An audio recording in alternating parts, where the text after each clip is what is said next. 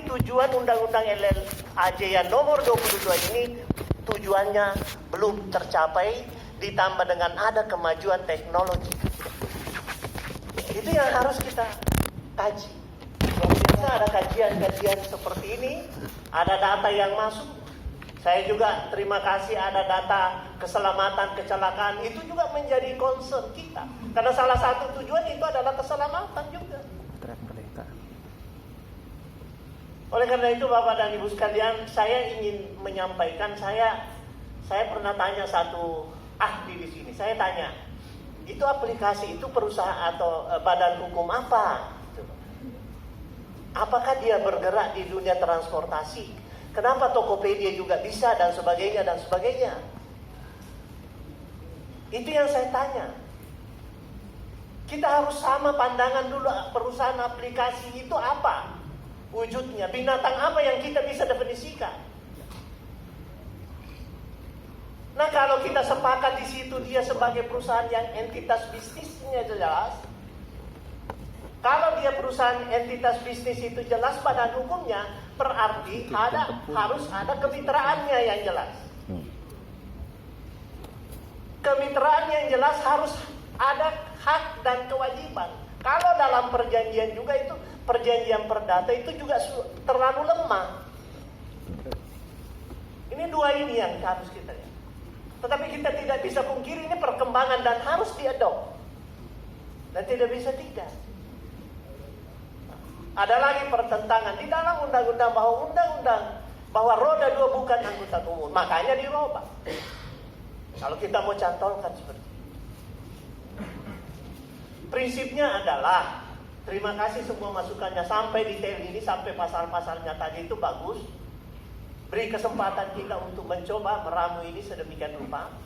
Dan itu tujuannya sebenarnya untuk menyempurnakan ini. Ada hal yang menarik sebenarnya yang perlu juga bapak-bapak ketahui. Apakah kita tidak sadar semuanya bahwa perusahaan-perusahaan aplikasi itu dia lebih besar mengelola dana dibanding dengan bapak-bapak semuanya? Betul Pak. Sadar nggak kita ini? Sadar Pak. GoPay misalnya, berapa triliun uang yang mengendap di situ? Jadi ini aplikasi ini kita harus definisikan secara tuntas, Pak. Tak boleh tidak. Kalau kita sepakat perusahaan aplikasi, perusahaan transportasi yang boleh bermitra adalah roda 2, roda 4, Grab, kita bicara soal undang-undang berikutnya. Ini dulu. Yes. Kalau ini sebenarnya keras saya Pak persoalan itu, karena saya tidak bisa. Nah, siapa yang bertanggung jawab kalau terjadi apa-apa nanti kalau kita tidak bisa definisikan dalam undang-undang itu aplikasi apa? Apakah itu hantu? Tidak bisa Pak. Padahal nyata di depan kita. Semua orang melakukan hal itu. Ya, jadi ini juga saya kebetulan di Badan Anggaran saya cecer semua pemegang aplikasi di mana letak pajak yang harus diambil. Merdeka! Itu di mana pajaknya di sini? Harus kita pikirkan dengan baik. Dengan undang-undang ini, insya Allah kita akan pasti lakukan yang terbaik. Yang menjadi catatan saya tidak bisa bahas satu persatu karena detail. Tadi ada lagi menyangkut angkutan jalan mengenai odol, lain odol Pak ya, oper odolnya itu yang berbahaya juga Pak. Ya. Coba bayangkan kecelakaan satu sudah ditilang truk yang ada dari Bandung itu kalau saya tidak salah sudah ditilang Pak. Jalan terus nabrak, berapa orang meninggal? 20. Padahal sudah ditilang, itu persoalan administrasi saja.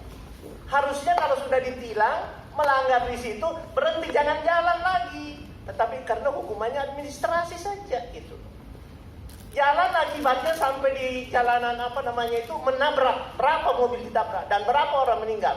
Coba dicatat itu deh. Itu fakta. Penegakan hukum yang lemah. Ya.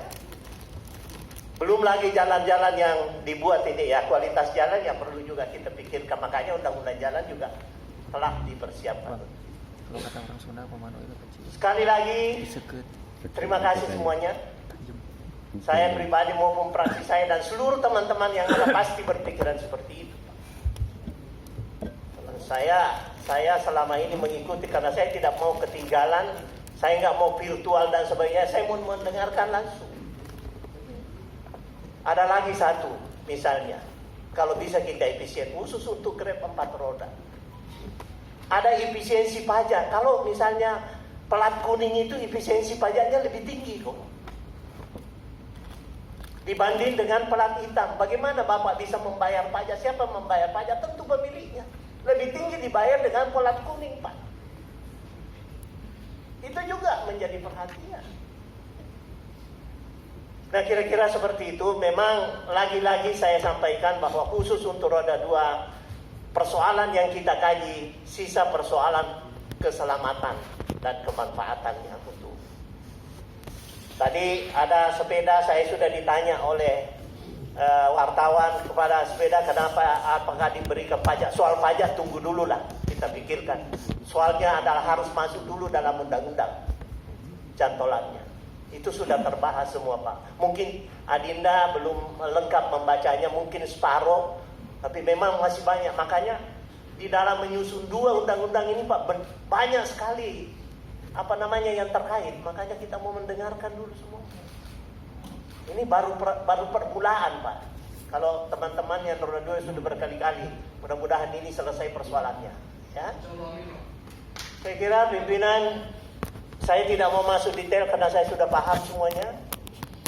Saya prinsip-prinsip dasarnya kalau jelas semuanya, hak dan kewajiban pemilik kendaraan utamanya roda 2 dan roda 4 yang bergabung di dalam ojek dan Grab dan sebagainya, itu kita harus atur dengan baik. Dengan catatan definisi terhadap aplikasi itu kita masukkan dalam undang-undang, apa definisi yang kita sepakati.